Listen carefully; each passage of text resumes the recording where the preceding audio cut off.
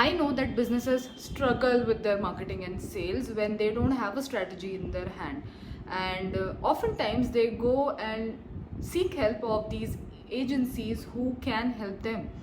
But a lot of my clients complain that we had gotten done some work from an agency but it did not work out, and that's why we are building our own team, and I want you to consult our team how to get their marketing and sales done, which is exactly how my consultation works for itself. Because nowadays businesses want to get everything done by themselves, and which is why they hire a team in house and they approach consultants just like me to teach their team how the marketing and sales strategy should be, how should they be working in terms of marketing and sales, and then implement that for their business like for years and years ahead.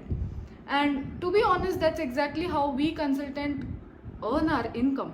But there is this one advice that I give to any business owner that wants to get their marketing strategy done, regardless of if they are my clients or not, or regardless of the fact that they have bought my program, seen and sold or not. I advise them to apply this one thing in their marketing strategy that will simplify their marketing and give the optimum ROI of the efforts they are putting into it. Is that first, kill the fluff; second, focus on one person; and third, sell the outcome and not the offer. Let's focus on each of these pointers one by one. So the first one is to kill the fluff. Now what do I mean by that? As simple as it is, don't complicate it for your audience to understand what it is exactly that you sell.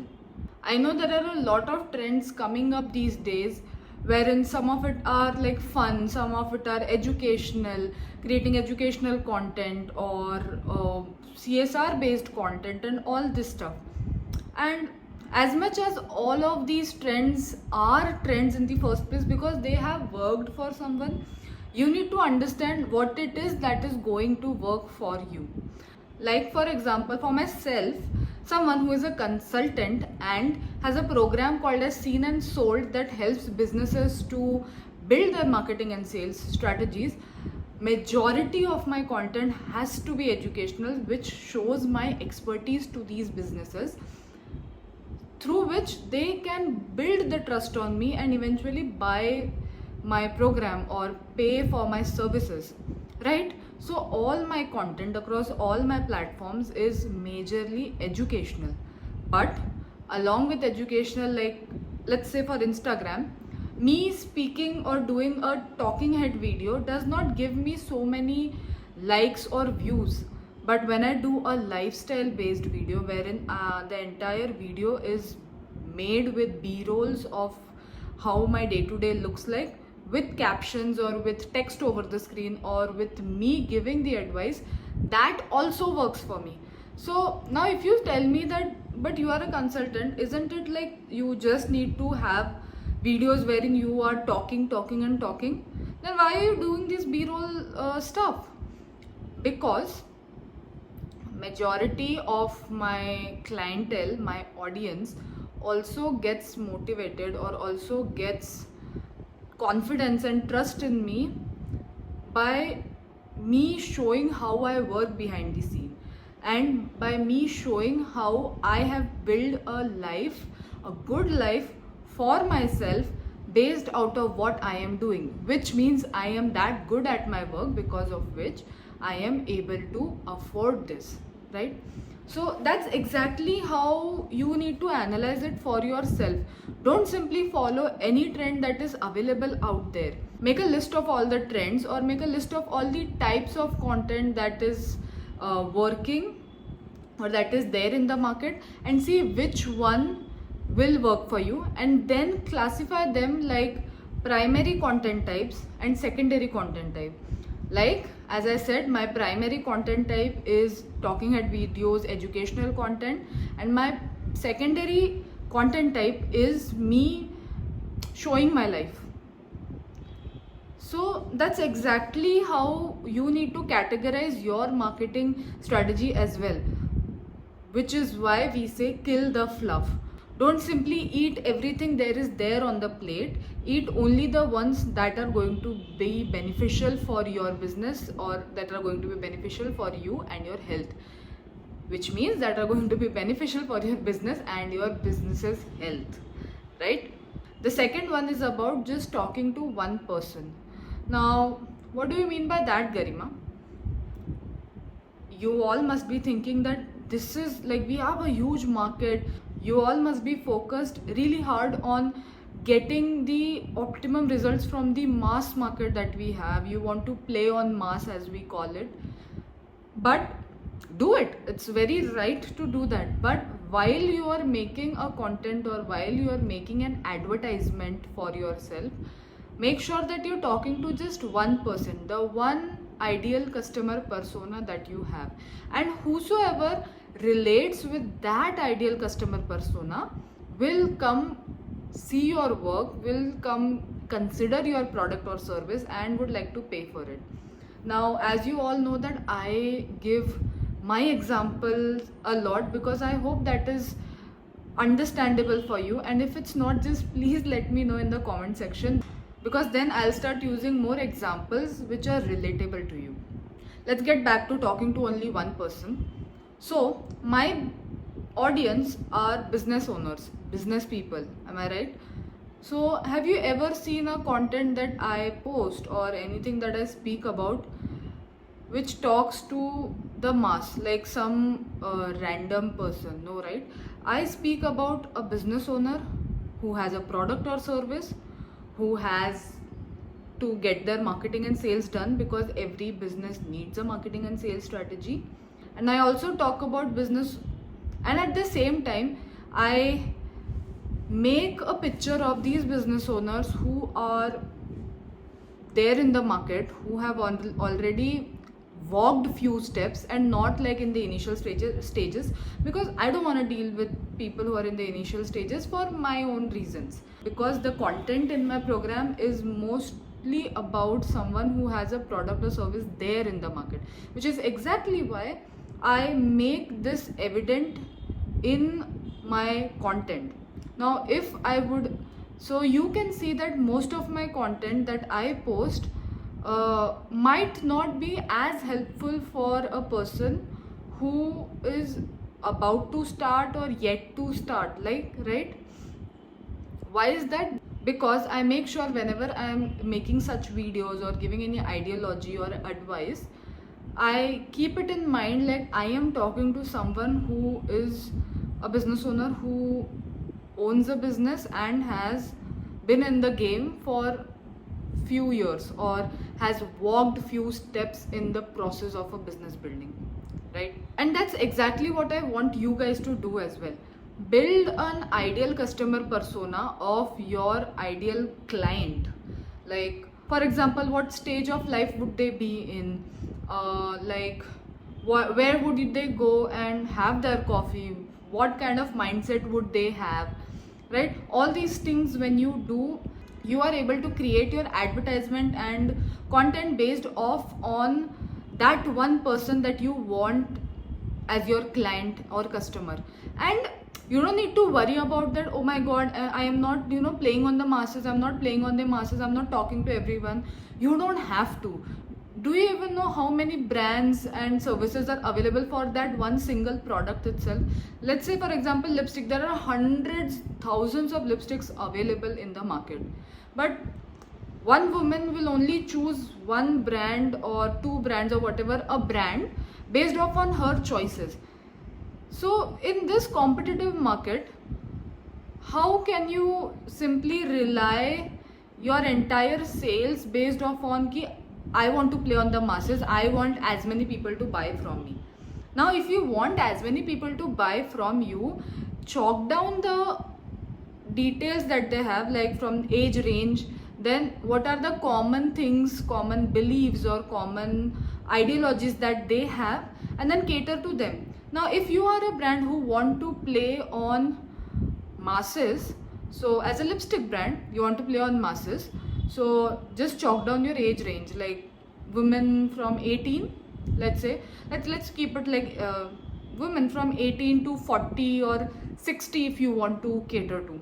Now, how are you going to talk to each and every type of persona which is there? Because from the age of 18 to 60, a woman will have a lot of different personas. Some might be housewives, some might be working women, some might be students, someone might be like someone who is a bit in aged, right? So you need to find out what all these kinds of persona, what all these different types of personas have one thing in common, and then take that one topic, that one attribute, and make your entire branding on it. So to go back to our topic of lipsticks, the one thing that you can say for a wide age range of women is you apply it and it's smudge free from day to night, right? Now every woman, be it a student, be it a young student, be it a working professional, be it a housewife, or like anyone, be it a aged lady, they all want this one attribute, that the lipstick should last most of the time, because who's going to like reapply it every single hour, right? So that's exactly the one problem area, or the one attribute that all of these have in common, that they want their lipsticks to last for longer hours, and you can simply tell that, right? And that's exactly how you are going to talk to that one person, that one ideal customer that you have, even though you want to play on masses. And the last one is to talk about the benefits and not the offer. Now what do I mean by that is, whatever it is, your product or service, let's talk about a service in this scenario. Why? Because this particular point is much more deeper and much more difficult for someone who owns a service based business, because oftentimes what we do is we start listing down what all are we going to give it to you under that service, in order to prove the prices that we are asking for.